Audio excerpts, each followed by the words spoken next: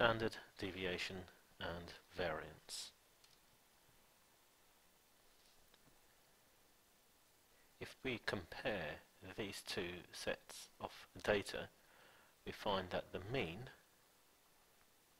for these data values is 50, and we find the mean for these data values is also 50.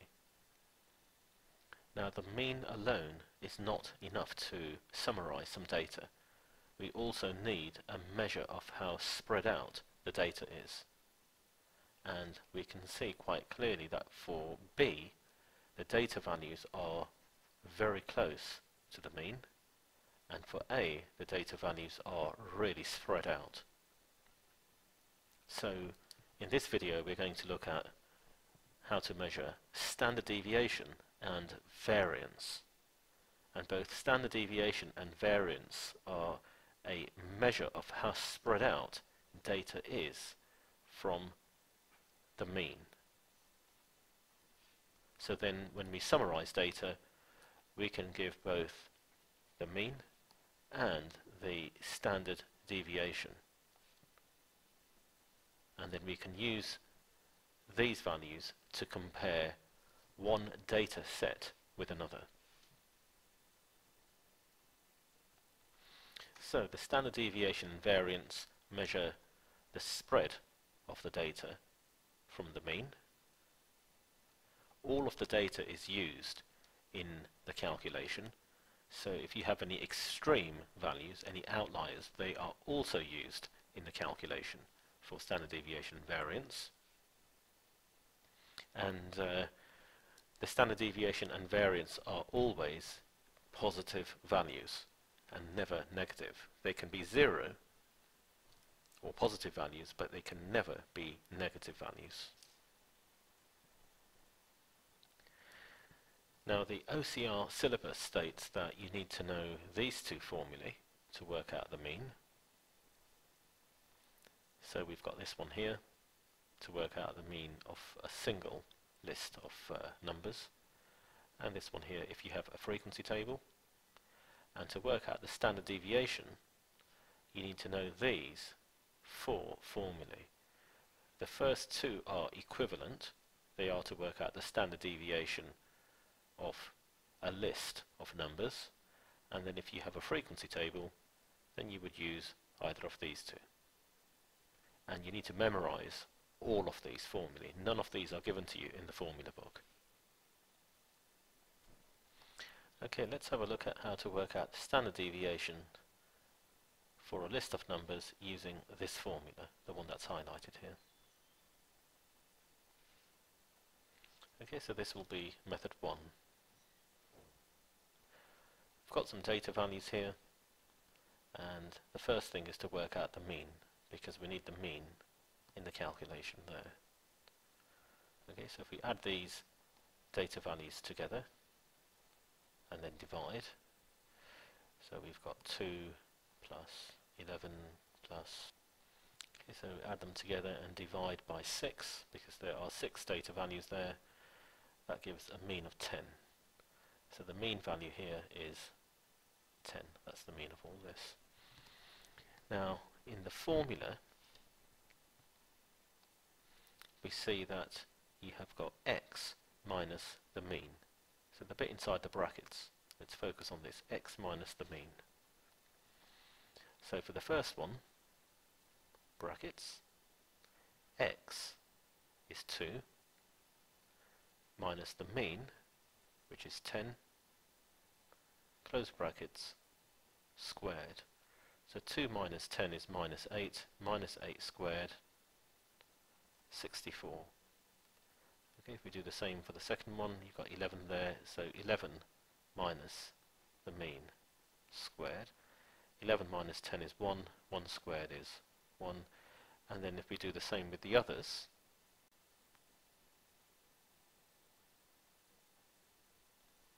so from these completed values here for x minus the mean squared, if we go back to the formula for the standard deviation, so in the formula book we have this. Okay, so that's the formula for standard deviation. The next step is to do this. Sigma. We've got the x minus the mean squared values. Yeah, we've done that part. The sigma is telling you to add them together. So if we add up all of these values, so that gives 162.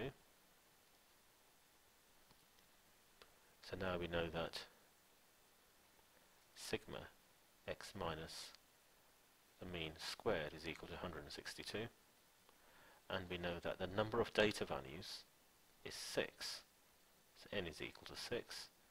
So then we can say that the standard deviation is equal to 162 divided by 6, this value here divided by this value. So we're going to square root that. So we have square root 162 over 6 and 5.20 to 3 significant figures.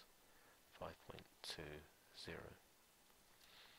If my original data here was in grams, okay, so if all of these values were in grams and this was in grams, then my standard deviation has exactly the same units. Now, variance, which is very closely related to the standard deviation, has this formula but without the square root. So this formula is for standard deviation, and it's one that you need to memorize. And variance is the same thing without the square root. So in this case, variance is equal to, and to go from here to here, we're going to square.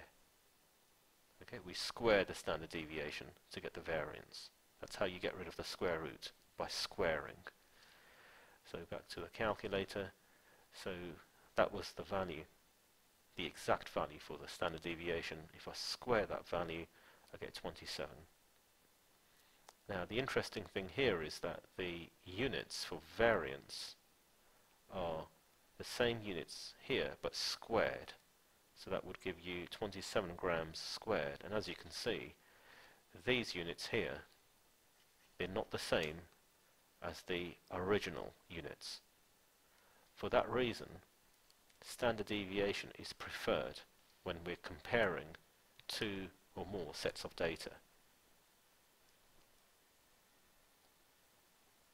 The standard deviation always has the same units as the original data.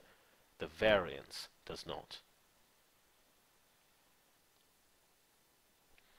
Working out the standard deviation and variance for a list of numbers using method 2, which is using this formula.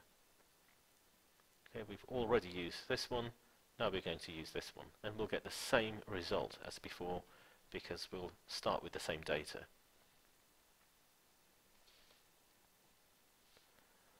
Okay, so here's the data. The mean of that data is 10, we've already worked it out. And here's the formula for the standard deviation.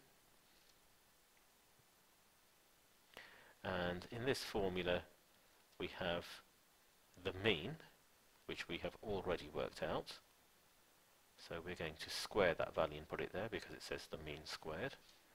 And then we have this part, x squared. So we're going to take our data values and square them, and then we're going to add them together, which is what the sigma is telling us to do. Okay, so we've squared all of these values here to get these numbers. Now we're going to add them together, so the sum of all of these squared values is equal to 762. So using this formula here, we take this value, 762, that was the sigma x squared value there.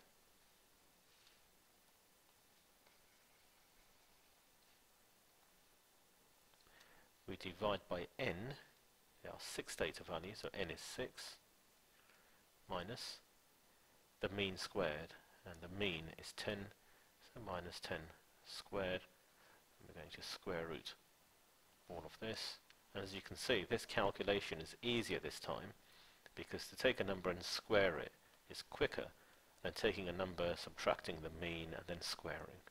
So this method is quicker than method 1. So we've got square root 762 over 6 minus the mean squared, same value as before, so 5.20 to 3 significant figures. And as before, if you work out the variance is just the standard deviation squared, which will give us 27. So this method is quicker using this formula. To work out the standard deviation and variance for a frequency table, if we look at the formulae, we have again a choice. We can either use this formula, which takes longer, or we can use this one, which is quicker. Okay, so in the next example, I'm going to use this formula to work out the standard deviation and hence variance of a frequency table. So there's the formula for the mean, and this is the formula for the standard deviation. Again, you need to memorize these. And I've used a grouped frequency table here. So the first step will be to work out the midpoints. Okay, so midpoints. So for example, between 35 and 45, halfway is 40, so that's the midpoint. 55, 65 there. In that class interval, the midpoint is 60. And then we multiply x with f, like this, so we can work out the mean. So the sum of all these values is 1680, the sum of the frequencies is 40, and then dividing those two gives us a mean of 42. And just to verify that the value there is sensible, if you look at the data values, the smallest value possible is 25 up to 65, that's the highest value, and the mean should be in that range somewhere, and 42 is around there, so it does fit within that range. Looking at the formula for the standard deviation, we need this next, x squared times f, and then we can add up all of those values. So in the final column here, work out x squared times f. So for that first row there, the x value is 30.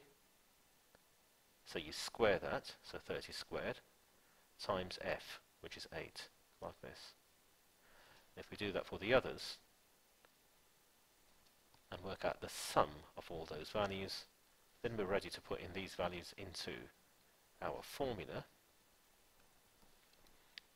So the sigma x squared f value there, this value here, the sum of all these is 73,200 here. We're dividing by the sum of the frequencies. Frequencies are here. There's the sum of the frequencies, so we're dividing by 40. And we're subtracting off the mean value squared. We know the mean is 42, we've already worked it out, but don't use any rounded values at this stage here. Use the full value for the mean. And that gives us 8.12, and that's the standard deviation. If we square that, we get the variance, which is 66. So to summarize the formulae that you need to work out the variance and standard deviation for single data values, you've got the formula for the mean, and then for the variance you can use either one of these two. Now these are the formulae that you've seen before without the square root on them.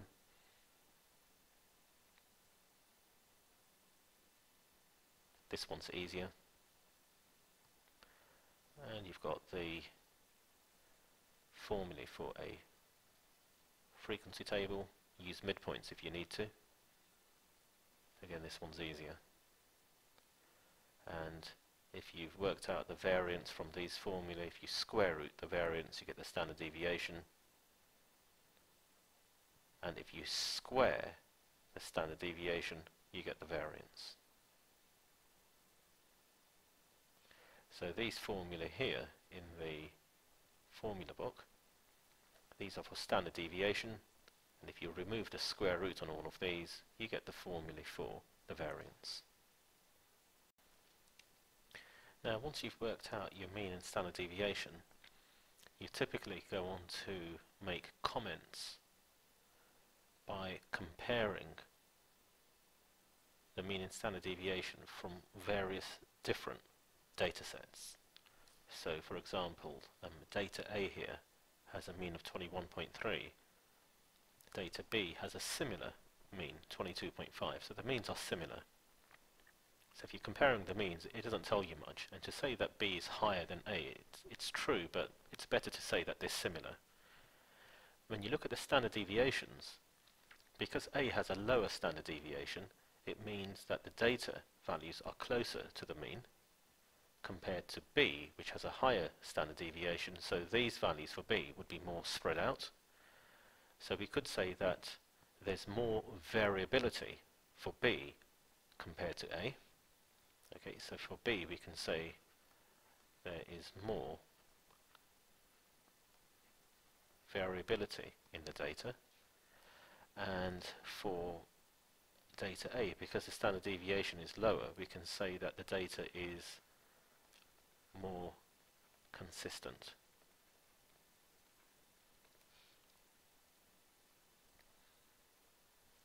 Let's say that you have 5 data values and the mean for your data is 28 and the standard deviation is 0. So what are the 5 data values then? Well, they must all be the same, because if all of your data values are exactly the same, then there is no deviation from the mean value, which is 28. Hence the standard deviation in this case is 0, because all of the data values are identical.